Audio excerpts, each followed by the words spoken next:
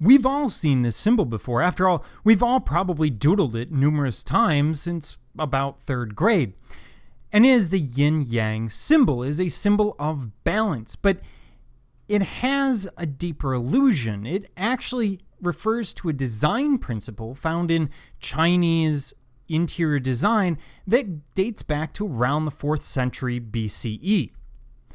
And what you're looking at is this idea that all things exist as inseparable and contradictory opposites.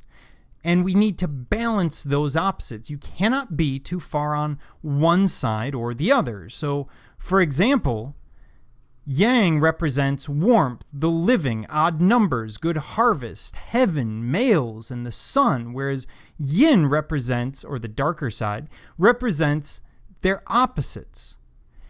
And here we get a list of just some of those ideas.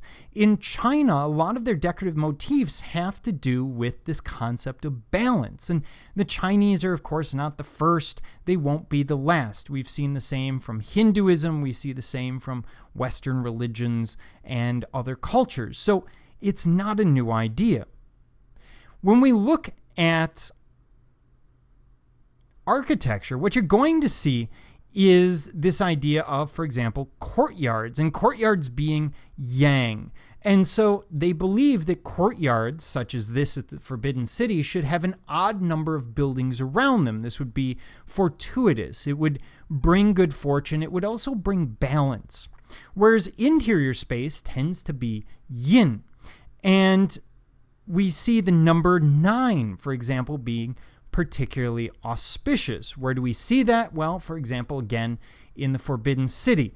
If we look at these ceiling areas, you'll see that there are rafters, and then there are these coffers, and we can actually count out 9 across these coffers, or at least we can when we get a complete one. 1, 2, 3, 4, 5, 6, 7, 8, and 9. And so the number 9 is auspicious. The number 8 will be auspicious for its own reasons, and we'll see that once again. And we see times where this is taken one step further. For example, palace doors used by the royal family might have 9 rows of 9 nail heads, and reportedly the Forbidden City had 9,999 rooms. So they are taking this very seriously as a design principle, but it's not the only interior design and architectural design principle that they use in China.